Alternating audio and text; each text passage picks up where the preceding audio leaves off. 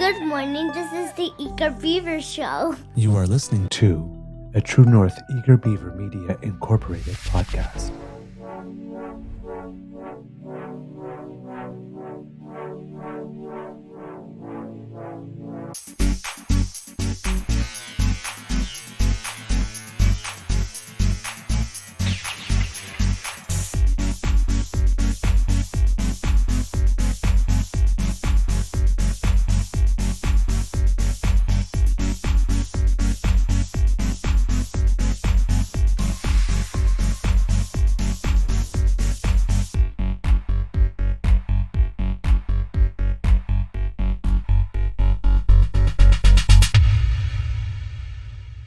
The True North Eager Beaver podcasts are proudly brought to you by our founding sponsors, the Misfit Mysteries from Corvid Moon Publishing, your source for science fiction, fantasy, and cozy mysteries featuring a broad diversity of characters, CanadianTarot.com, your uniquely Canadian online eclectic tarot community, and the Pepper Master, hot pepper sauces made from farm-fresh ingredients to thrill your taste buds and expand your mind.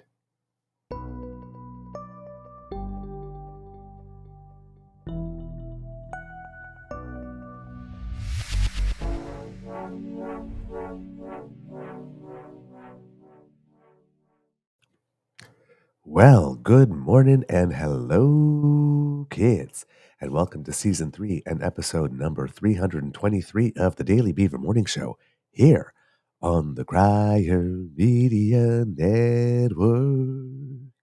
Yeah. Little emphasis today.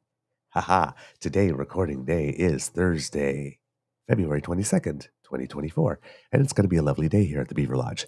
As you can hear, the voice still has bass today, and I am not going to complain because for the couple of days that it actually lasts, I sound way more manly.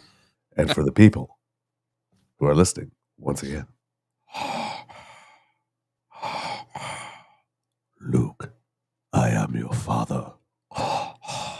And I am Batman. There you go. Stealing my thunder, are you? Hey, I have to use it while it lasts. Oh, I know. I fully appreciate and support it. Good morning to all the kids who've joined us. Kit Toronto, Kit Lefty Lance. Ooh, sexy beaver voice. Yeah, I bought it special. Kit Jen. Hello, dear. Kit Elaine. Kit Mohan. Let's see, who else do we have on the chat? Kit PNC Bio. Kit Elaine. Kit Vim. And Kit Lindan, hello dear. Kit James, hello my friend. Bonjour PM Godin, ça va bien mon ami? Who else do we have here? Kit Tavi G, of course. Hello lovely. Kit Cassie, hello my dear. Lovely to see you. Kit Mystical, that's always a joy to have you join us. And do we have anybody else? Have I missed anyone? Oh, bonjour Christian, salut mon beau.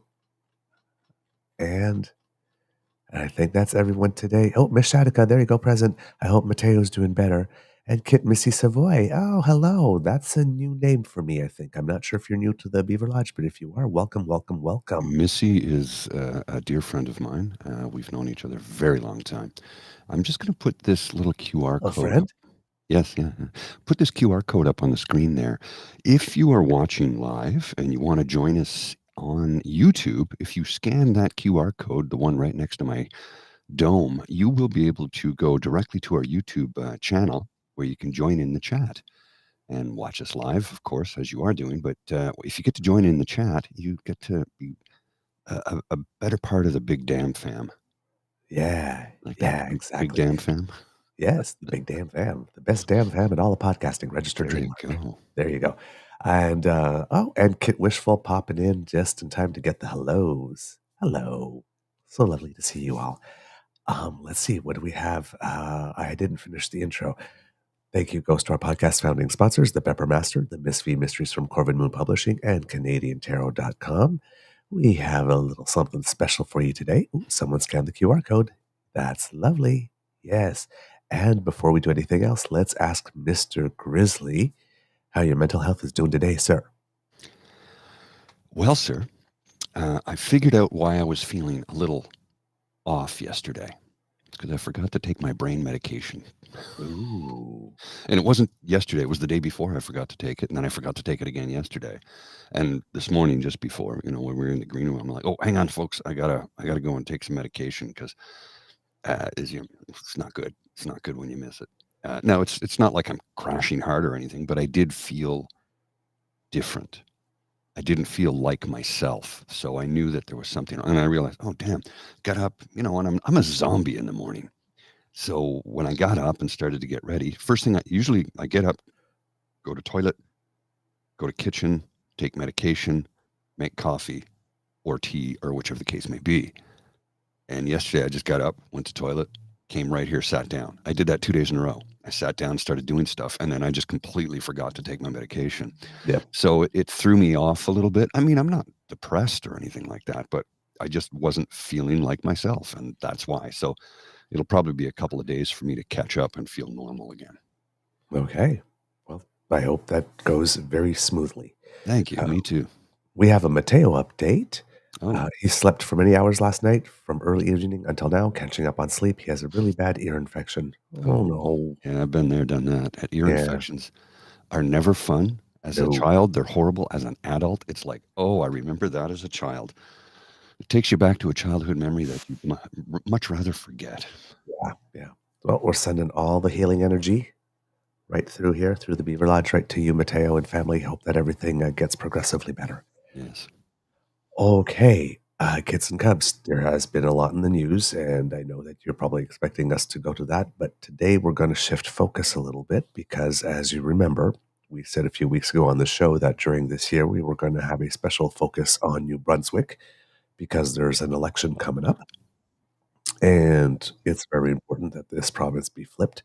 So we wanted to bring more information, and to that effect, we have with us our new correspondent. East Coast correspondent That you have had a chance to meet once here on the show and once during the pubcast.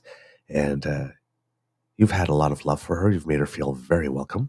So let's put our paws up and give a big round of applause for High Tide Hilda. Yay! Morning, everyone. Welcome back to the Beaver Lodge. I guess the first few stays weren't too bad. No, survived everything. Okay, good. We love return business. Yes, we do. Indeed. How's your mental health today, dear? Good, except we got horrible news. We're going to get a rainstorm on the weekend after 47 feet of snow. Now it's going to rain. So they're saying there could be flooding in a lot of areas because the ground's frozen. And that's not good. Well, flooding's not good at any time. Flooding in February. Ugh. That's really bad. Yeah. But it is what it is. Well, we've not been kind to Mother Nature the last 300 years. No, not at all. She's but taking her I do have revenge. to say it's been a soft winter in the east. We haven't had it's been cold the last couple of days, but it's been a really, really mild winter. Yeah, for us too. Same here. Abnormally wild. Mild. Well, wild too. We had this huge snowstorm the other day that dropped at least a foot of snow, and already I can see green on my lawn again. Yeah. It's just not sticking around. It's just, yeah. All right. And Pim Godet says, Bon matin to Hilda from Caraquet. Hello. Yes. It's nice to have you here. Okay. Before we get started, I just wanted to remember, one person asked me a question yesterday in the chat because the Scotties is going on.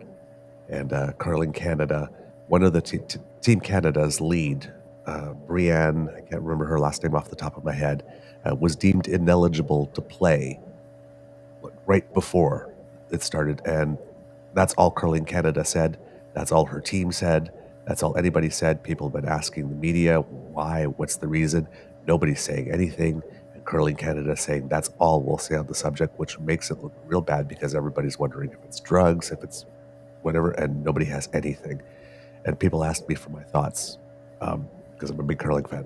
My only thought is that this is very, very poor communications. Mm-hmm. Yeah. Very poor communications from Curling Canada.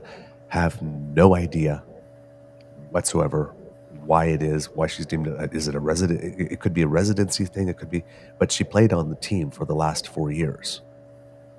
And they won the Scotties 4 years in a row. So there's something that has happened. And apparently nobody's entitled to know. I wonder, do they have to pay dues every year? Was she late paying her entry fees? That's what I mean. We don't know. We just heard she's deemed ineligible, and that's it. Which allows all the room for everybody to speculate and suspect the worst. And I can't imagine they wouldn't do drug testing at that level of curling. Oh yeah, they do. Do they?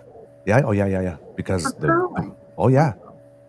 Oh yeah, absolutely. Yeah. Well, these days now, with all the pressure on the ice, because before the rule used to be that you could only sweep the front of the rock, but now that you can do corner sweeping and directional sweeping, yeah, big time. The more pounds per square inch you can put on the ice, the better. Okay. Yep. I haven't curled for years. I don't know. Yeah. And again, like Kit Michael says, who's also a curler on my team, actually, hello friend. Yeah, maybe too personal to divulge.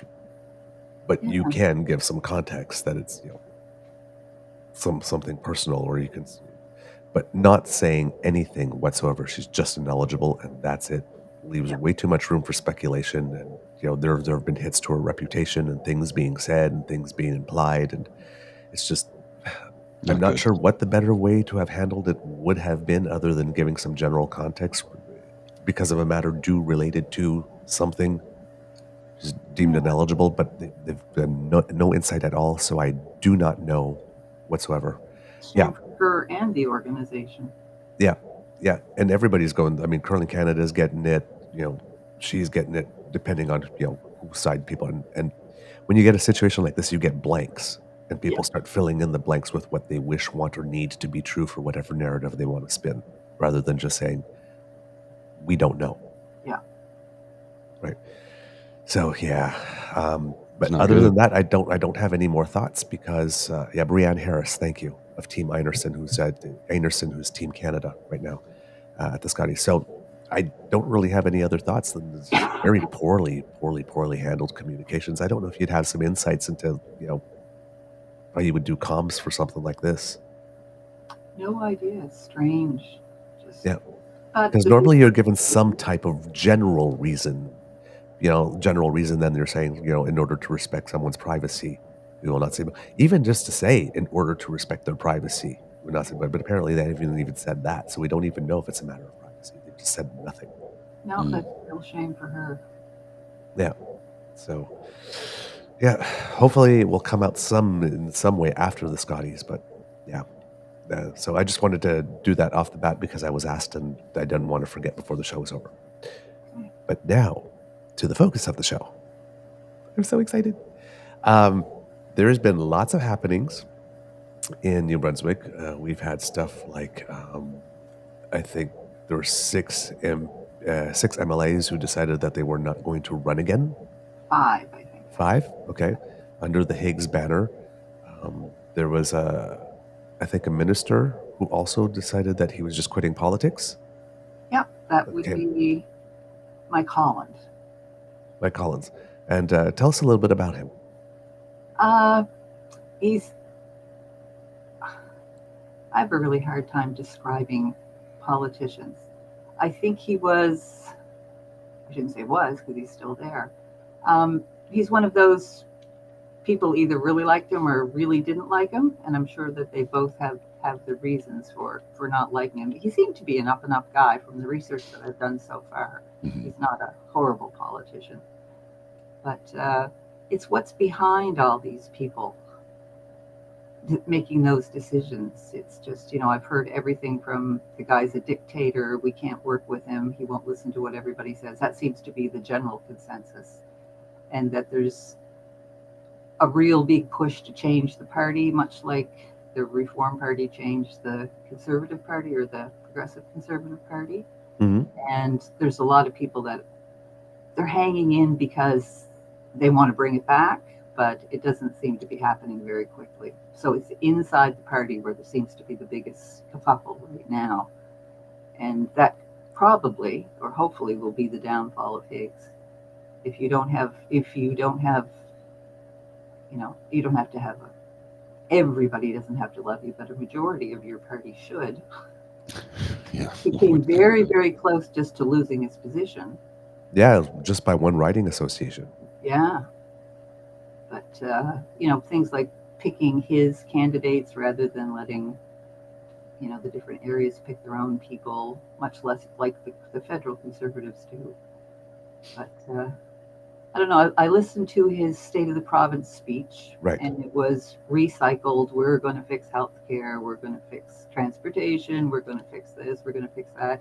They're giving 300, I can't remember, 300 odd dollars to, I don't know if it's all low income, but it'll end up being, a good portion of the province is supposed to be getting this 300 some dollars, and it was supposed to be fast. Now Higgs is holding it off.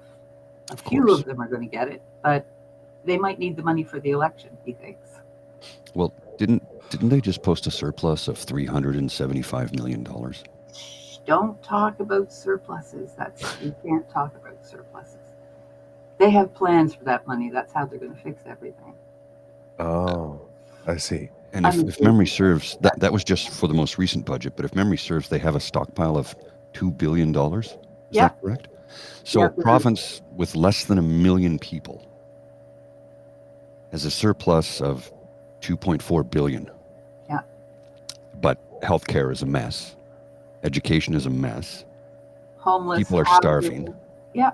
Homeless is rampant, but they have $2.4 billion. Yep. Somebody want to do the math on how much money every single citizen of the province could get? Giveaway. Right before the election, he must be planning something. It's the only thing I can think of. Suddenly they're going to get a new highway somewhere they've been wanting it, or a new hospital, or a whole bunch of new schools. I don't know. And there's no hint as to really what they want to use it for. Interesting. Because I took a moment to listen to the speech, and in it, he's mentioning a whole list of accomplishments. Yes.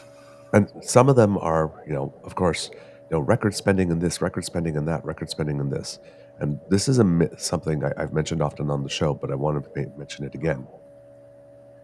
Record spending in something is not an achievement. No.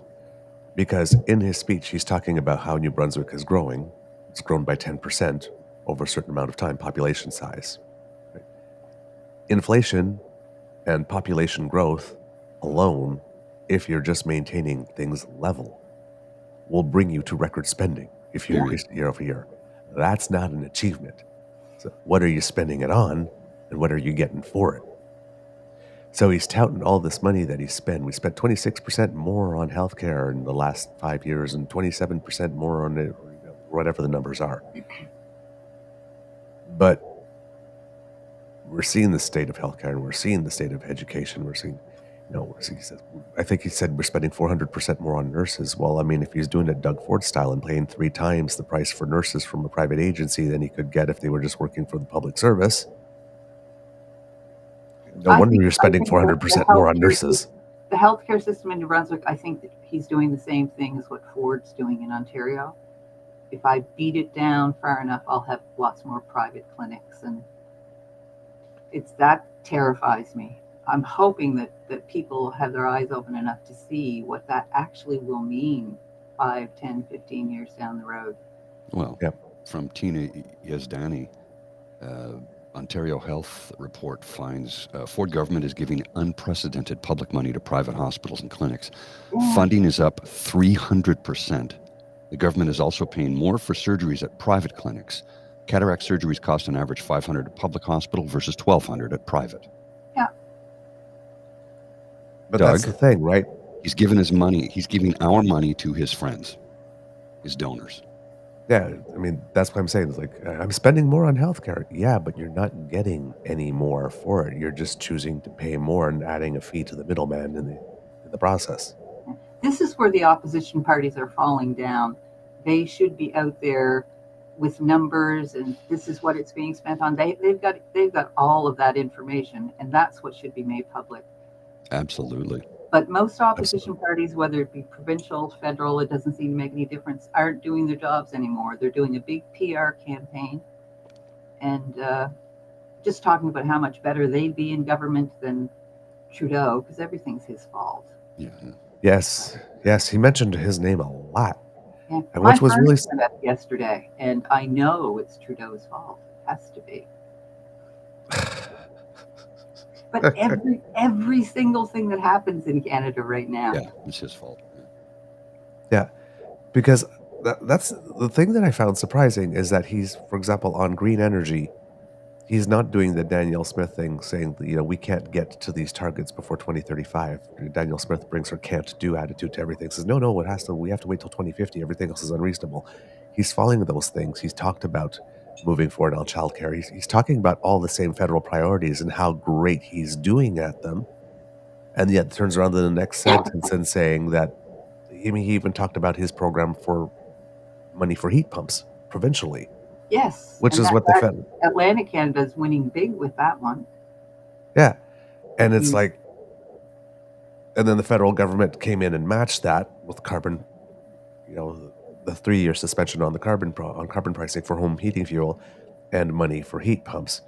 Yeah. And so the priorities seem to be the same.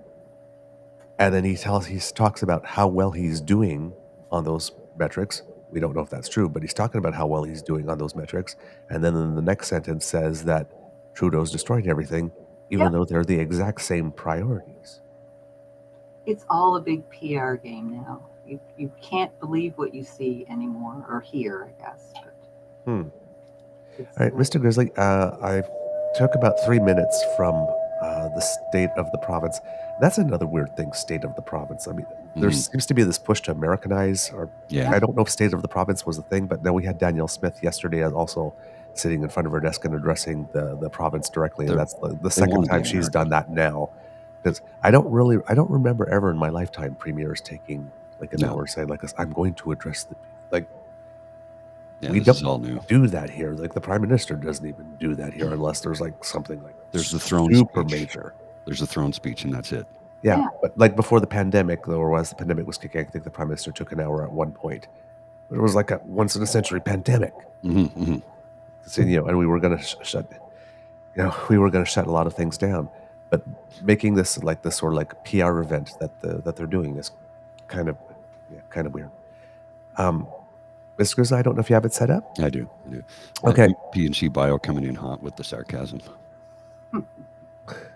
What's that? Trudeau gave me MS in 2005. 2005. That's how sneaky he is. And PNC Bio, I did see your thing about a morning in Ontario, so I'm going to go listen to your set. Kits, if you don't know, Kit PNC Bio is a very, very, very good mixer. And if you go to his YouTube page, PNC Bio, you'll find a whole bunch of musical mixes that you can really get down and dirty to. Oh, I got one for you too. I'll send a link in the chat later. I know this is really off topic. Just before we're about to look at some video, but you put my brain there, and my squirrel brain has to go there. Jojo Lorenzo from Book Club Radio in New York City just dropped a remix of Creed. And I can't get this song out of my head. It is wicked. Oh my God. I listen to it 3 or 4 times a day. I'm not joking. It's unbelievable. I'll put a link in the chat in a bit there for everybody who wants to check it out. All right, let's have a look at this. Okay. I just want to introduce it. The video, the clip that I picked shows 3 things. It shows a part where he's listing some accomplishments, then showing some of the folksy type chat that he was trying to insert every now and then. And then the big announcement was, I'm going to try and buy your votes. So we have it all together in about 3 minutes, the 3 of the main things. Let's do that, and we'll talk a little bit later about the announcement, the content, and the delivery. Yeah, it's about 3 minutes of the video, so we'll just bring this up. I'm going to put us all on mute here, and we'll just watch this. Affordability extends beyond energy. It's been a focus for our government since we took office. In fact, every single year, we have expanded supports for New Brunswickers and our most vulnerable. So I hope the point, and I've got a list to go through here, but the point that I want to emphasize is we have never spent more money as a government. We've never invested in every activity more than we have done in the last 6 years. And we've done it without raising your tax dollars. And that's the big difference.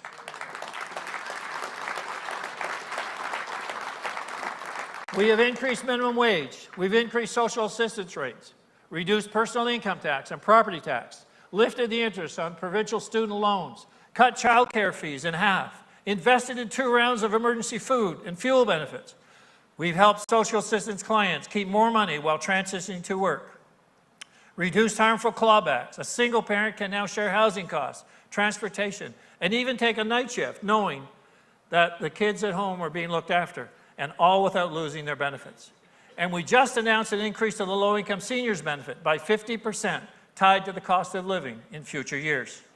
We're reducing the burden on seniors who fund residential care for their partners to leave more income with the individual living at home. And given the rising cost of food and the high poverty rates in some areas of the province, we know some kids are coming to school hungry. And that's why, under our government, every school now has a food program.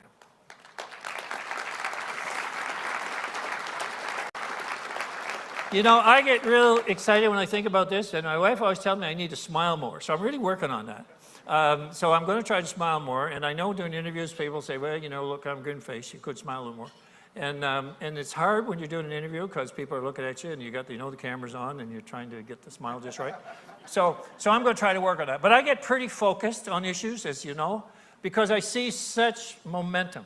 I see a change of attitude across this nation about what's happening in New Brunswick. And the only people we really have to convince are the people in New Brunswick, because it's real. So to further help making ends meet, helping to make ends meet, I'm pleased to announce tonight an affordability measure targeting low-income working New Brunswickers. This is a one-time payment of $300 for families with a net income of $70,000 or less, and could benefit around 250,000 families, an anticipated cost to the province of $75 million.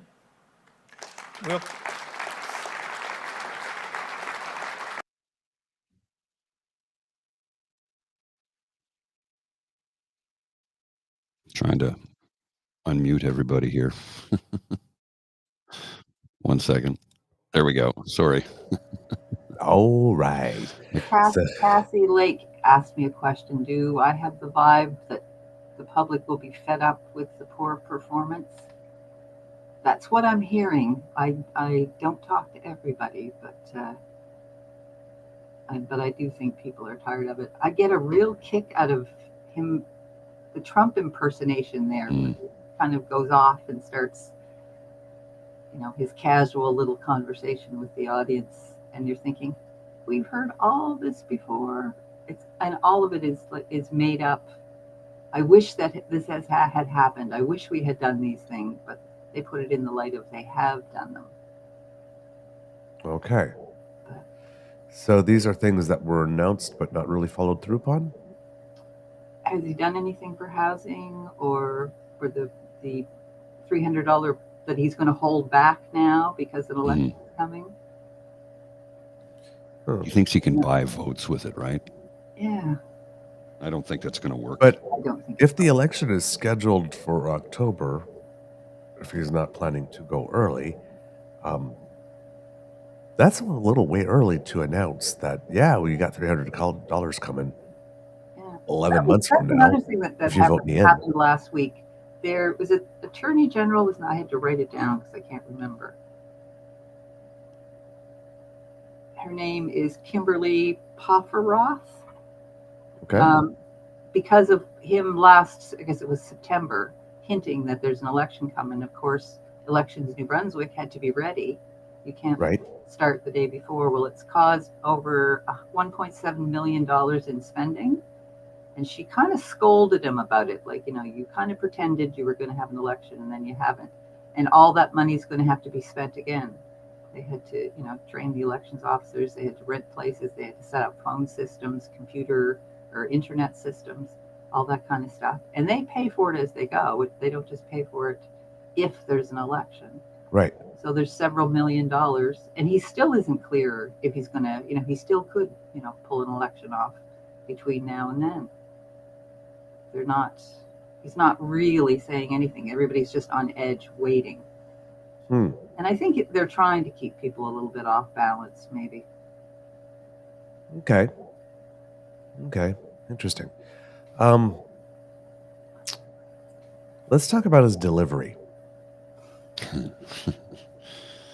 He could use some media training. Just a little. I don't want to say is this his usual self.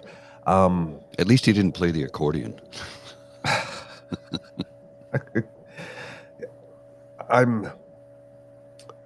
Well, first of all, is this his general standard for public speaking? Yep. Okay.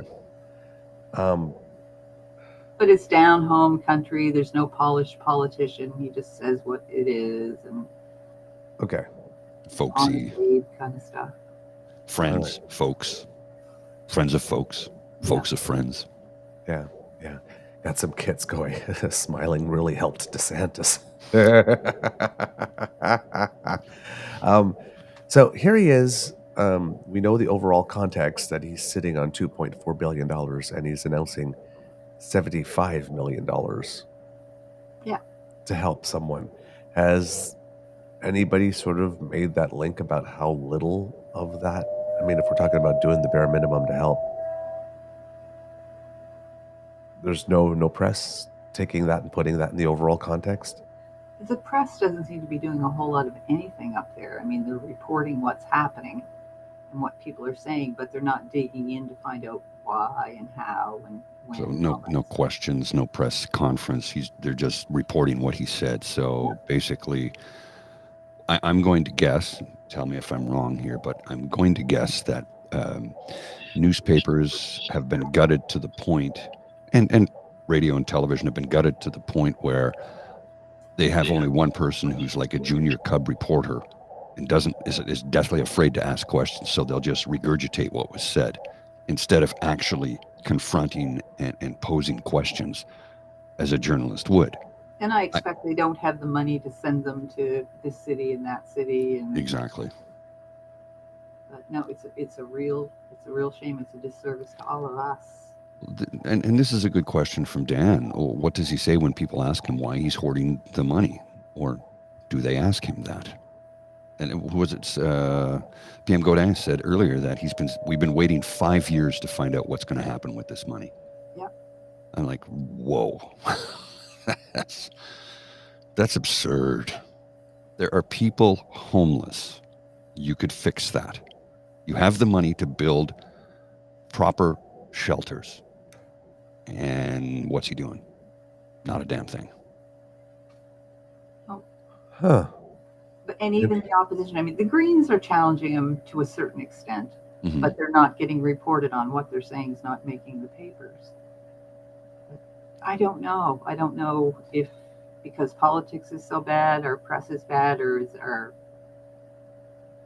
press bad? Because which way does it go? Why is all of this happening? Other than it's probably Trudeau's fault. Yeah. Has he been asked why he's hoarding the money? He has, but I don't think there's ever actually been an answer. I'm trying to remember, but a couple of months ago, there was an article. I didn't bring it up today, so I don't have it to read. But, kind of like, you got money in the bank, you're going to be okay. But I think they want at election time to be able to say, look what we've done. We've saved all this money. I know he made a big deal of paying down $2 billion of debt at the beginning of the speech as well. But Which again, big deal. If your house is falling down just because you paid off your mortgage, doesn't make your house any better. Exactly, and he doesn't seem to be reinvesting the savings on the interest. No. Into fixing the house. Oh boy, yeah, Kajillion, this has all the feels of Ontario prior to re-electing Dofo. Yeah, it does. Yeah, it really does. Kit Carpet Bomber, great sound effects this morning, guys. I don't know what you're talking about, so please let us know if there's some weird sounds coming. Yeah, we're getting a bit of a hum from High Tide Hilda's computer. I can hear it. That's okay. I can clean it up in post-production. Okay, great. Also, during the speech, he did mention stuff with regard to energy and indigenous communities, and saying that he was making a lot of headway with them, and that almost all the projects, if not all of them, have some First Nations involvement. Is this something you know to be true? I know in all of the Maritimes they're working on that. I know in Nova Scotia, this is a weird one, and I don't know if they're actually working with or around our native population.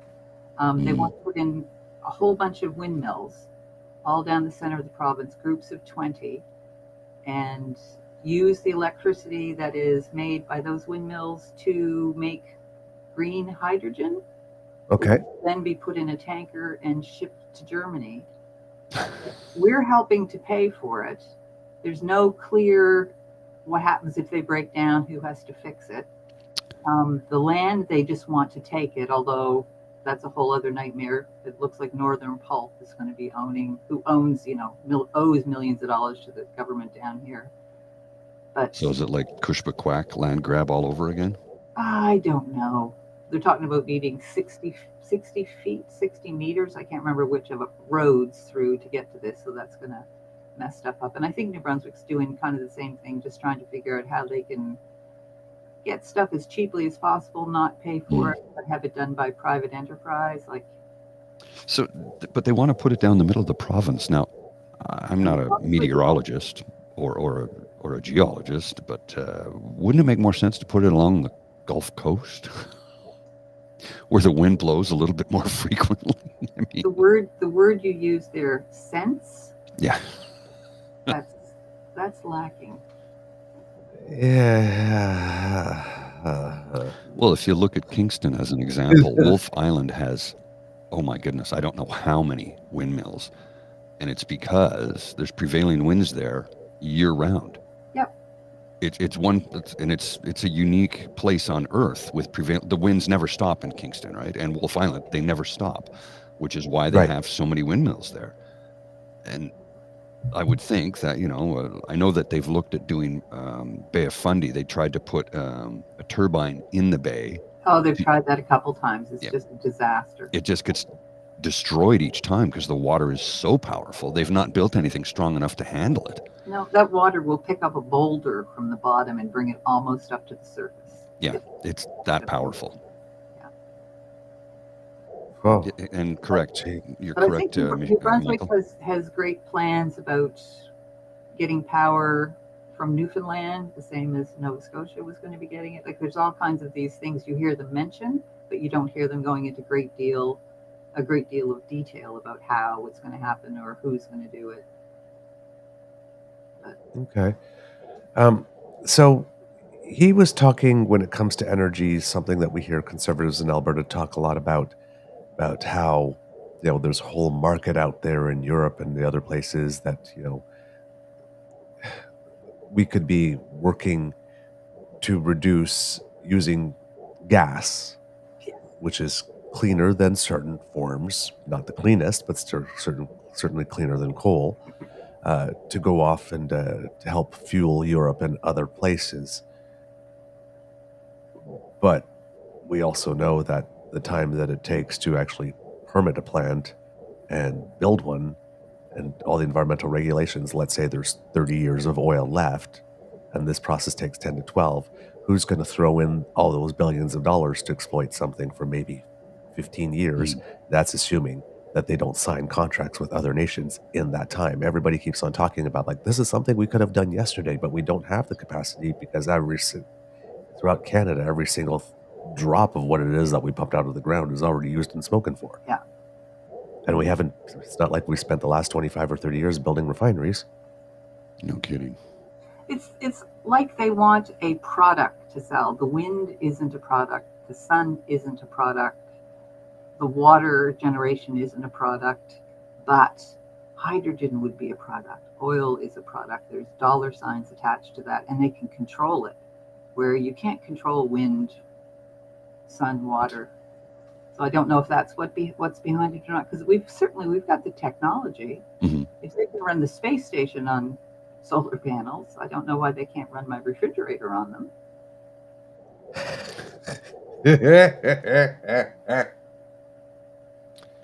Well, no, just stick your stuff outside in the snow. It'll be fine. It'll be fine. Don't worry about it.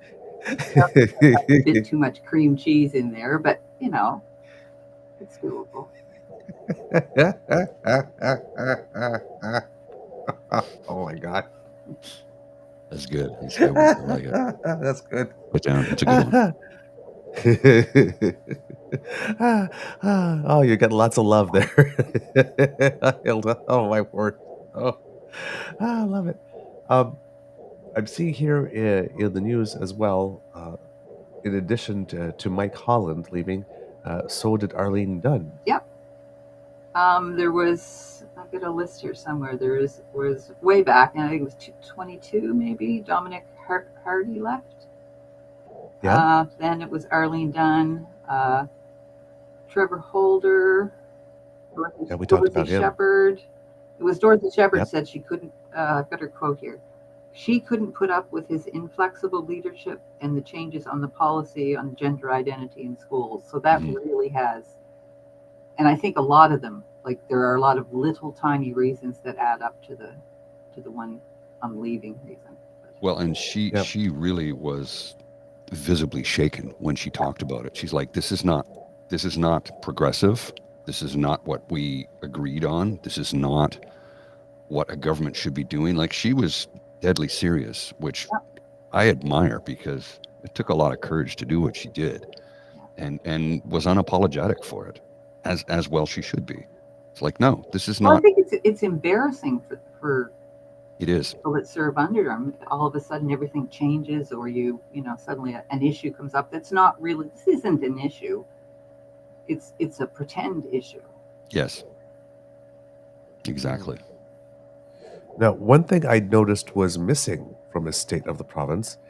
He didn't seem to talk at all about anything that he's planning or doing about transgender kids.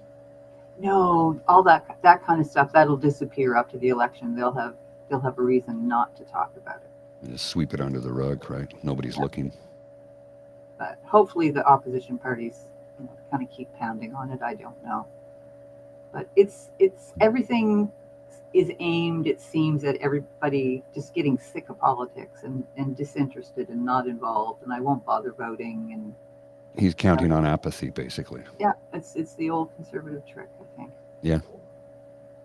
And it works. All right. Sadly, it works. Are there any other things that you've spotted in the news that the kids in New Brunswick should know, or even kids that were not there, but because New Brunswick doesn't get a lot of profile?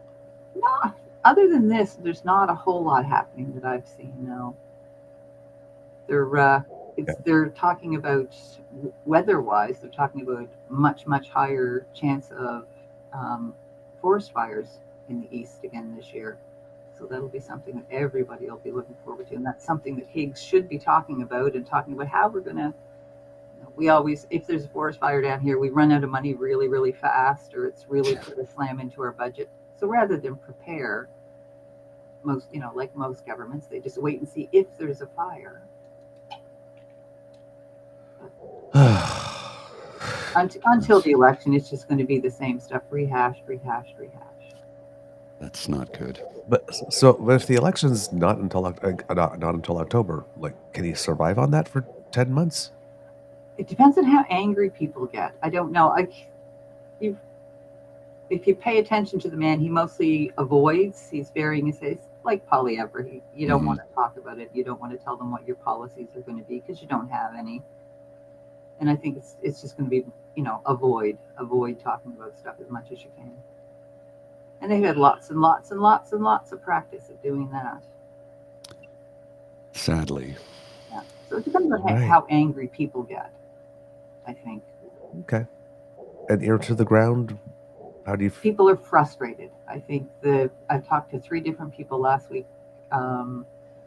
Fredericton, St. John, and somewhere northern part, and they all said, oh, they're all idiots. They're all assholes. Like, it's just frustration. They just can't seem to get anything done or anything moving.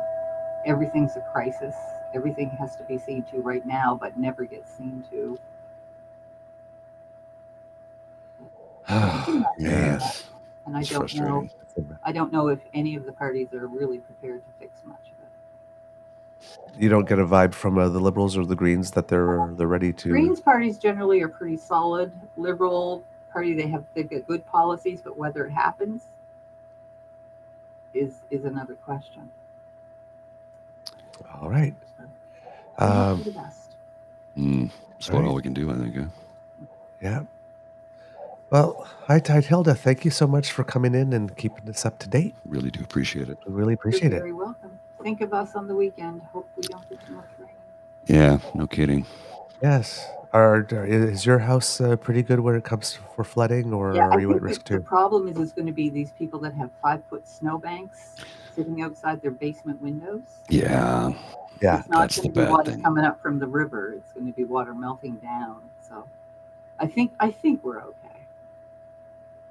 All right. If not, you'll hear about it. Okay. Well, yeah, let us know. All right. Take care. Thank you Have so a much, my wonderful friend. day, guys. You too. Bye-bye. Big hugs. Bye-bye. Bye. There you go. Hi, Tide Hilda, folks. You know her, you love her. I'm so glad. I'm so glad that you like my friend. Well, she's whip smart and can disarm you because you just chat with her and realize, oh, what a lovely lady, and then you learn very quickly that nothing gets by her. She is on the ball and she knows what's happening. So and she'll slide one in with that deadpan. You underestimate her at your own peril. Kid J. Crick, Hilda is awesome. We think so. Yes, we do. We agree. Absolutely. Yes. And when Hilda was speaking of wildfire season in New Brunswick, it seems that that is also the case in Alberta, because yesterday I have the province of Alberta declared already. This is February. Yeah, February. Declared the wildfire season has started. They have dozens. Now, apparently, that's only 2 weeks of wildfires still burning. Yes, they're underground. Yep. That's what we were talking about last September. That they had fears that the fire had gotten so intense that they was still burning underground, and that things would start up again. Like even if we had snow or whatnot, that still would not have been enough. It's a really bad situation, and couple that with the drought that they're experiencing. Oof, it is not a good time to be in Alberta.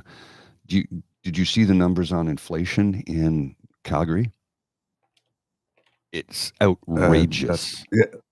Yeah, Alberta had the highest in the country. In terms of the inflation numbers, Alberta is the one that did the worst. Yes. Yeah, it's not good. And I was talking to my buddy in Calgary, who I'm trying to line him up occasionally as a correspondent as well. But it's 5 a.m. when we start the show in Calgary, so yes, that's a little early. What I might do is maybe for that. Yeah, we'll do some pre-record stuff, I think is the best way, really, because I don't want somebody to start working at 5 in the morning. I mean, I get up at 5, but that's my choice. Yeah. But when you were talking about the drought in Edmonton, there was, I'm not sure if this is related to the drought or just particularly with delivery, but in Edmonton on January 30th, there was a ban on non-essential water use. Mm-hmm. Yeah. That was expected. So, it lasted only for a few days, but so that's probably more of a system thing. But yes, there is drought. We get back to that same question we asked a while ago, right? When people were saying, "Oh, you can't tell me that all these fires, are naturally occurring or have anything to do with climate change. It has to be arson or whatnot." And it's like, yes, but why are all these fires catching? Drought. Not enough rainfall, not enough snowfall, not enough. Like, things don't happen in a vacuum. They're linked to other things. Well, one of the things about Alberta is the boom and bust cycle. I mean, I got something here that somebody sent me. My buddy in Calgary sent me this just yesterday. And let me just, he says, the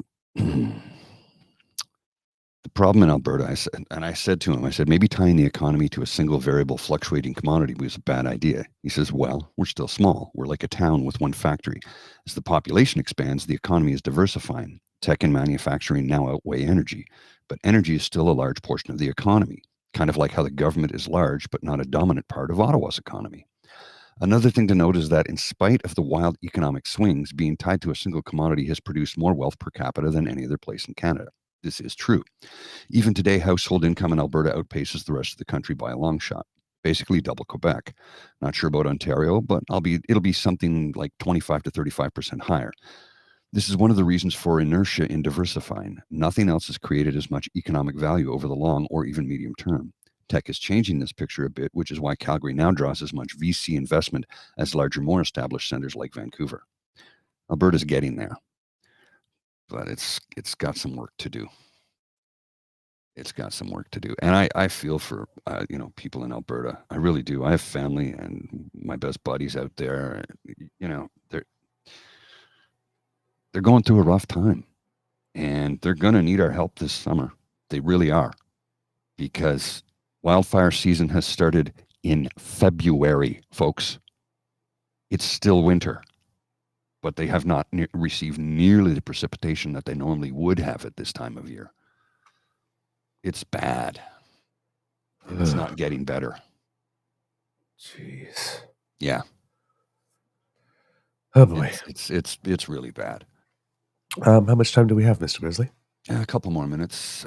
Shall we discuss Pierre Poilievre and yes, what he stepped in? Yes. Or intentionally put his foot in his mouth? Yes. Which one, the going all in even more on the trans thing, or the fact that he keeps on saying no to digital ID and then seems to be pushing digital ID? And let's what about the one about that he sent out, the tweet he sent out on the 18th of February that somehow slipped by me, and I'm just pulling it up here now. Where is it? Oh yeah, here it is. This is the thing that I'll put this on the screen because it's like, are you serious? I don't know how I missed this at the time, but check this out. This is Pierre Poilievre tweeted this on February 18th. Trudeau's radical environment minister's decision to end road building is part of a plan to deindustrialize and make us reliant on foreign dictatorships to sell us the things our government bans us from making at home. Signed to stop Trudeau's No More Roads plan. All he's doing is getting your data so that they can hound you for funds if you actually click on that link. So, he just outright lied. Yeah. Outright no more roads. Lied. Yeah, outright lied. I wish I had handy what it is the actual policy is, so I can say how it is that he lied, but I don't have it. So I'm sorry, kids. Well, he's saying decision to end road building, part of a plan to deindustrialize us. Yes. What is he talking about? That's definitely a lie. That's total bullshit. Yeah. Total absolutely. Bullshit. Now you see that Pierre Poilievre's more recent trick is to add the word extreme or radical to everything. Yes. As if that makes it so. Big whoop.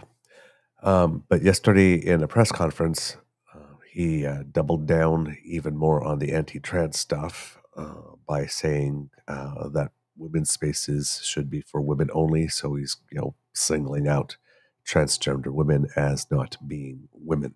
Mm-hmm. Now, here's the thing. There is nothing wrong with women's only spaces, just like there's nothing wrong with men's only spaces. There's nothing wrong with, how would I put it? You either have to do two things. You either have to decide that transgender men and women are men and women, mm-hmm. and that's how we keep it. We keep the binary system, and we expand them to include transgendered men or transgender women, or you have to then admit that there's more than two genders. Because more than two sexes. Yeah, but that's what I'm saying. It's like, then you have to say that there's male, female, and other, mm-hmm. and then you have to build the infrastructure for them. if you're not going to let transgender women participate in sports, girl sports, then every sports federation out needs to create a transgender women league. Well, and fund it appropriately so that everybody can participate. You can't single them out. You can't say, oh, well, there's not enough demand, so sorry, we're not going to do it. You have to create it. Mm-hmm. Because you're going to have men, women, and transgender bathrooms. You either treat it like a third gender or sex and build the infrastructure and all the programming around it, or you consider transgender men, transgender women, and you make it work within the system that you have now. But you can't have this middle ground where we're keeping the system binary, but treating some people as other, as in you don't fit in another group, and sorry, we have nothing for you. So here's something that Jay Kirk put in the chat. Cons aren't ready for unisex bathrooms. And you know what? I've experienced gender neutral or unisex, whatever you want to call it, bathrooms, toilets, because that's what they are. They're not bathrooms, they're toilets. And here's the best part of it. So, you know, right now, if you go into a men's washroom or a men's toilet or a restroom, whatever label you want to put on it, it's a toilet. You go into the stall and the stall starts at about 20 inches. And when you stand up, you could actually see into the next stall if you're tall like I am. I've never cared for that. You have no privacy, really. You don't. Whereas in gender neutral or unisex or gender free, whatever you want to call it, you have your own private water closet. It's walls that go floor to ceiling and a door that goes floor to ceiling. And when you close it, you're in there by yourself to do your business. They have those all over France. And I've seen them in government buildings in Ottawa. Or let me rephrase that. I've seen them in buildings where government offices are, because they're not actually government buildings. They're owned by the private sector. The buildings are. And I've seen it. And you know what? I like it because you have total privacy. You come out and there's a giant sink and you just wash your hands and you be on your way. I've seen it in restaurants in this city, and more bars and restaurants are doing the same thing, as you can attest to at the Lieutenant's Pump. They're toilets. You go in, you have a toilet, you have a sink, you have a door, you close it, your complete privacy on your own. You know how much more comfortable that is for everybody? Now, imagine if you're a trans person and you're beginning your transition. Wouldn't you be more comfortable with using something like that? Because I already am more comfortable with it, and I am very much a dude. Let me rephrase that. Very much a man. Because dude is a person, place, or thing these days, really. It doesn't apply to men. Right? Like I get angry at my computer and I look at it sometimes and go, dude. So, yeah, really. Right? Yes. No, it's true. I do that too. Now, here's the thing. When for some reason, there's an obsession with bathrooms. Right? And I've made the comment before, they're always talking about your little girls being attacked by transsexual women in bathrooms, but they're never worried about your little boys being attacked. They never talk about it the other way. Now, here's the thing. To that too. Yeah. You may have heard the news. It's not here in Canada, but in the United States, in Oklahoma, there's a non-binary teen. This, who was killed in a high school bathroom. Nex Benedict was their name. Yes. And then yesterday, thanks to an account called @Dakota_Burgin, BURGIN, pointed out a 2019 Harvard survey that says researchers looked at data from a survey of nearly 3,007 U.S. teens aged 13 to 17. The study found that 36% of transgender or gender non-binary students with restricted bathroom or locker access reported being sexually assaulted in the last 12 months, according to a May 6, 2019 CNN article. Of all students surveyed, 1 out of every 4, or 25.9%, reported being a victim of sexual assault in the past year. So, that's a lot of teens getting sexual assaulted, 26% over the past year, in that year. But for transgender kids, it's 36%. So 93% and it found that 93% of perpetrators of sexual violence where the victims are children or teens are family members or acquaintances, not people in public washrooms. PNC Pilo's comment on screen. Yeah, well, I'll read it in later because I don't want to I know, laugh during I'm this sorry. particular segment. It Sorry. does not come across well. No. But it would seem that for all the satanic panic Mhm. trying to be raised about transgender people being the perpetrators of sexual assaults in bathrooms, the facts seem to reveal that it's way more likely that they're actually going to be the victims of it. Well, there's a couple of points. Because here's the point before you get there. If you force a transgender woman who's out in the street and presenting as female to go into a public male bathroom, Right. what are the odds that person gets bashed rather than the odds that that person is there to prey upon a child? In all honesty, What's more likely? it depends on the situation, and I have to say that because there's nuance to it, and I say that because I have many times been in a pub or at a concert or at a hockey game, and the lineup for the women's washroom is like insane, and somebody's just doing the pee dance, right? And they don't want to soil themselves. I get it, and I've seen them run right into the men's room, and the men just turn and look and go, "Yeah, whatever. You just got to pee." Nobody cares. Nobody cares. Men, as a general rule, don't give a damn. And the first person who made a fuss, everybody would turn and go, "Grow up." Yep. And if you've ever been into a gay bar, oh yeah, they're gender neutral. Period. Gay bar. Yeah, they are. It's like, yeah, they're too completely gender neutral. Yeah.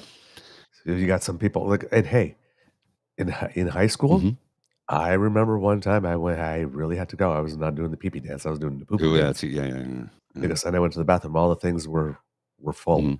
I had to go, and I just like walked right into the girls' house, and I said, "Put my hands up. Sorry, we've got to go." And I walked right into a style, and I went because the alternative, soiling, is pooping your pants. Yeah. You don't want to soil in high yourself. School. Yeah, especially not You'd in high never school. live that down. Never. Well, what I was going to say earlier, something that conservatives should take into consideration with gender neutral toilets is the cost savings. Tremendous cost savings on plumbing, tremendous cost savings on fixtures, tremendous cost savings on water usage, because you're not building two sets of toilets, you're building one sink, one big, trough sink, if you will. Usually that's the case, or multiple sinks, but and all these separate toilets, no urinals. And people, what I heard from a friend of mine who works in one of these buildings, spoke to facilities, and facilities said gender neutral toilets tend to require less cleanup because there's usually men and women standing there waiting to get into a private stall. And guess what? You come out and you've made a filthy mess. We know you did it. Yes. We know you did it. So people tend to be a little bit more clean about doing their business. Trust me, I much prefer a private stall. I do. Me too. And you know me, I'm not bashful. Everybody's seen me naked, but there's some things I like to do in complete privacy. That's one of them. Yes. Well, when a seated position, that is. Standing, I don't care. Yes. I'll write my name in the snow. I don't care. But when it comes to a seated moment in a toilet environment, I like complete privacy. Complete privacy. Yes. And I don't think I'm strange when it comes to that. And as long as there are certain days, I'd be okay with them making them somewhat soundproof too. Just saying.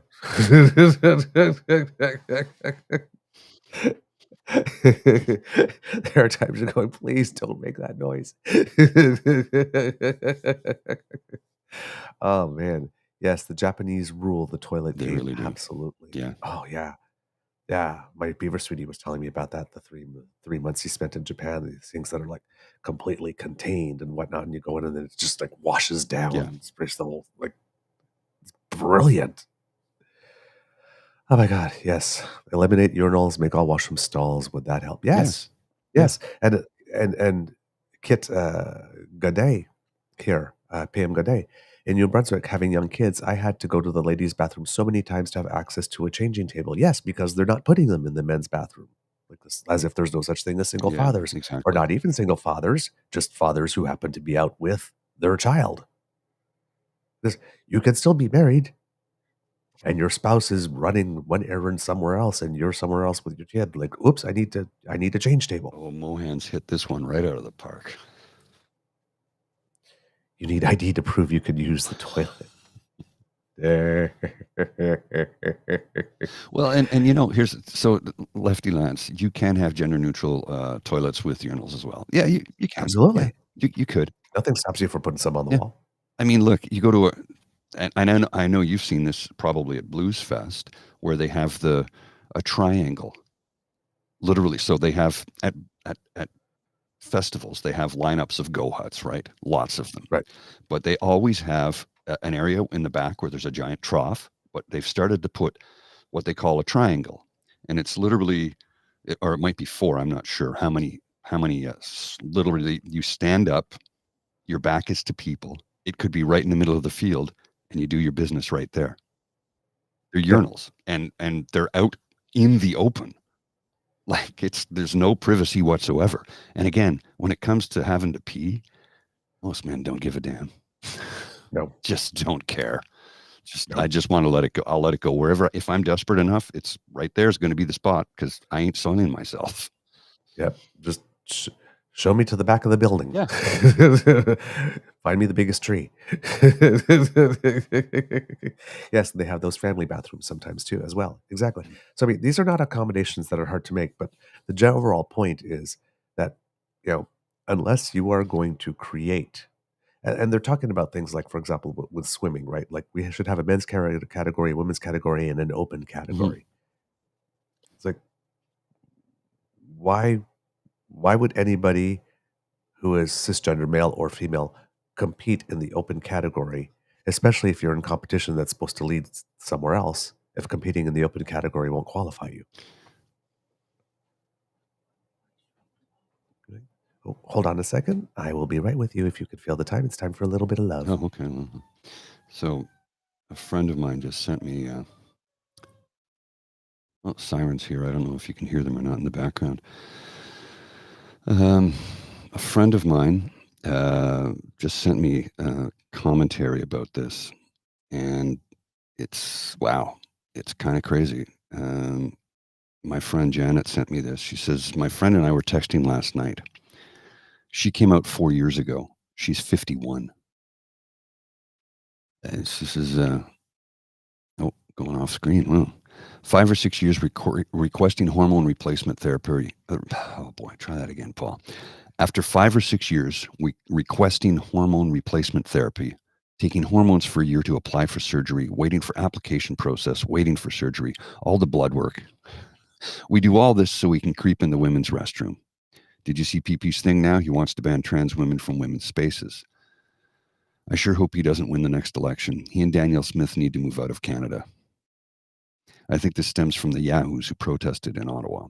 You are correct. And that's the bizarreness of it all.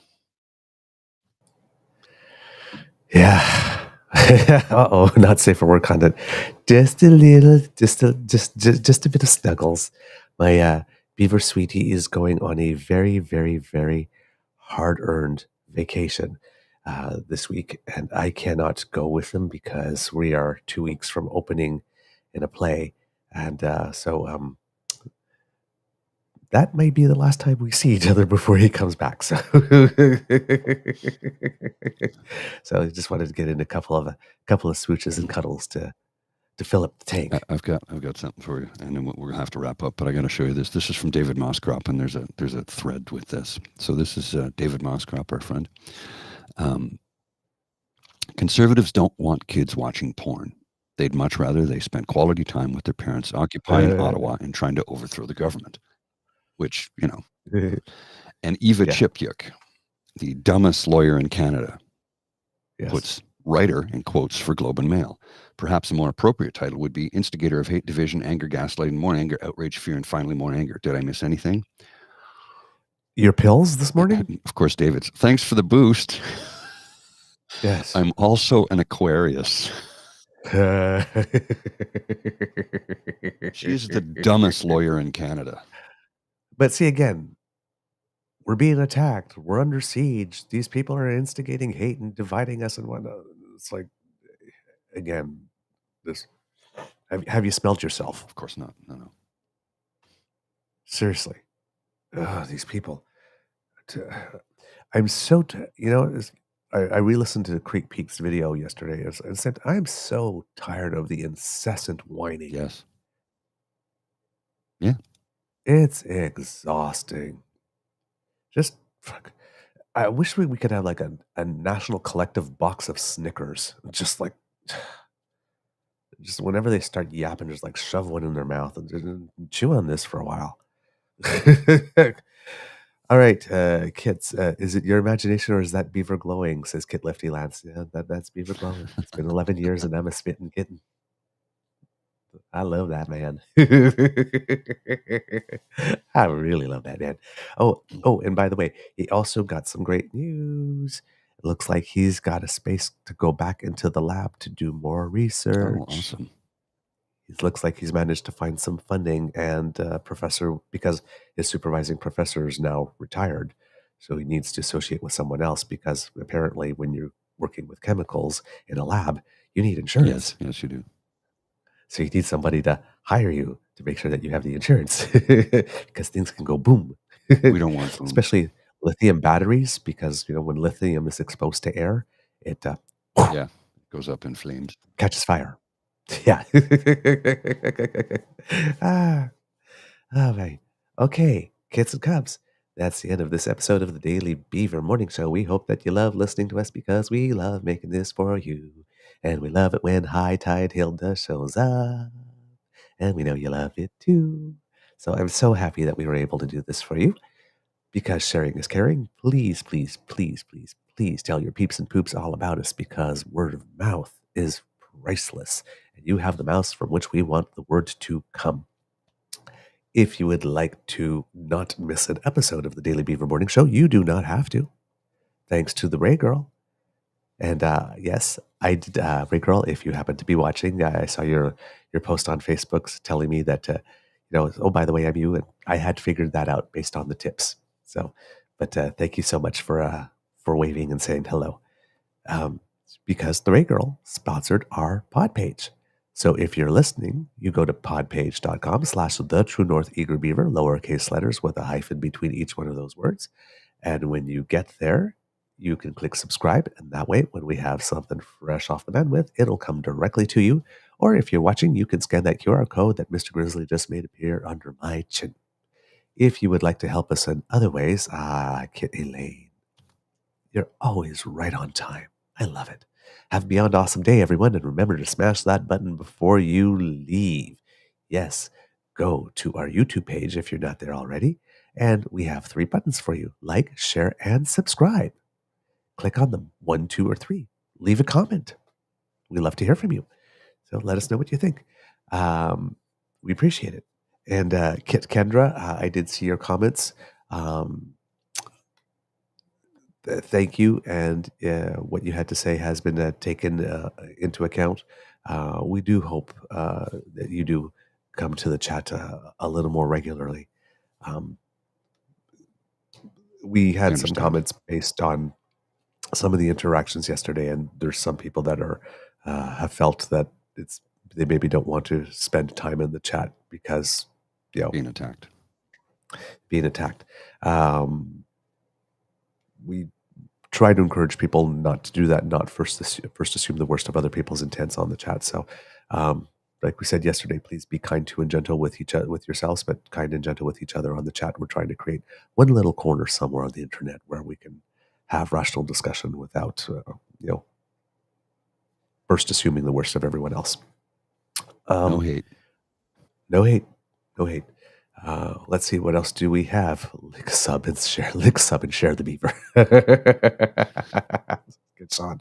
And if you'd like to support us in other ways, the QR code that Mr. Grizzly has just switched over in the top hand corner brings you to our coffee page. That's coffee, ko-fi.com/eagerbeaver, lowercase letters, all in one word. shirt. Kid Michael, a coworker, just saw me lick my butt. That's good. That's a good one. That's a good one. I love it. I love that, man. Lick all the Oh, buttons. man. Lick all the buttons. So, yes, I think I said it, but I'll repeat it just in case. coffeeko-fi.com/eagerbeaver, lowercase letters, all in one words. You're doing it to me, kids, again. Making me giggle as we sign off.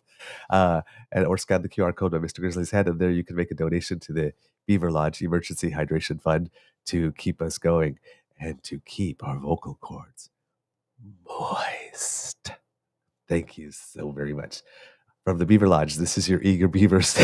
That's okay, my friend. It's okay. There's nothing wrong with a good laugh. No need to apologize for that. It can be a tough world out there. So please be kind to and gentle with yourself. Mr. Grizzly, some words of wisdom, please. Here's the thing. I'm going to try and be as succinct with this as I can. For those of you who are concerned about the current state of our nation, and I know many of you are, I am. I'm one of these individuals who is worried about the future of our country. We're worried about the rage farming and rage baiting and lies that politicians get away with. And not little white lies, but gigantic whoppers that are easily disproven with the quickest of Google searches. If you're concerned about that, well, here's what you can do. You can put pen to paper or fingers to keyboard and print the letter out. Drop it in an envelope, no postage required. Send it to your member of parliament and let them know what your thoughts are about the current state of the nation and how things are going, and how, if you feel like we do, that Pierre Poilievre is a danger to Canada, a danger to our sacred democracy, and a danger to marginalized individuals, let it be known. Let them know. Right. And if you're like me, a cis het white male, it is incumbent upon you. It is your duty to stand up, take note, and say no. No. Because we don't want to be standing by and let it happen and say, they came for the trade unionists, and I wasn't a trade unionist, so I said nothing. No, stand up, make noise, be counted, and let Parliament know you are not happy with the way things are going. Yes. Don't be one of those good people who chose to do nothing. Exactly. All it takes for evil to triumph is for good people to do nothing. That's it. That's it. That's it. All right. Mr. Grizzly, roll the credits, please. You are listening to a True North Eager Beaver Media Incorporated podcast. The True North Eager Beaver podcasts are proudly brought to you by our founding sponsors, the Misfit Mysteries from Corvid Moon Publishing, your source for science fiction, fantasy, and cozy mysteries featuring a broad diversity of characters. CanadianTarot.com, their uniquely Canadian online eclectic tarot community, and The Peppermaster, hot pepper sauces made from farm-fresh ingredients to thrill your taste buds and expand your mind. We are grateful to the Crier Media Network for its support, Pete Jarvis for our artwork, and Paul Joseph Something for our opening and closing sequence music.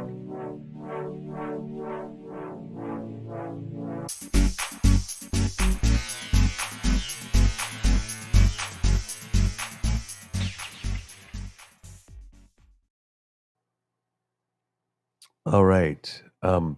I don't really have much for an Easter egg today, to be totally honest, kids. I don't know if you have anything, Mr. Grizzly, but just wanted to let you know that because you don't even know this, Mr. Grizzly, tomorrow I will be broadcasting from the other Beaver Lodge, the Ottawa Beaver Lodge. Oh. So I'll either be zooming in, or if I wake up early enough, if you would like that, I might actually come in to keep you company. That's a possibility. Well, tomorrow's Friday, right? The Friday show. Yeah, so I work from home tomorrow. Bridget will be here tomorrow because I have an appointment. Anyway, yeah, we could probably do something. Let me know. Okie dokie. The only thing I have for you is this image here from Michael Dieter, which was about the snowstorm, because it's not going to apply to the rain, but visit beautiful Nova Scotia. There's 4 postcards from Mahone Bay, Lunenburg, New Glasgow, and Cape Breton, and it's basically giant snowbanks. Snow. I have one quick image to share, and then I got to go because I'm going to be late. Here we go. Corrigan. I don't know who Corrigan is. I'd love to be able to give them the credit for this, whoever the individual is who created this political cartoon.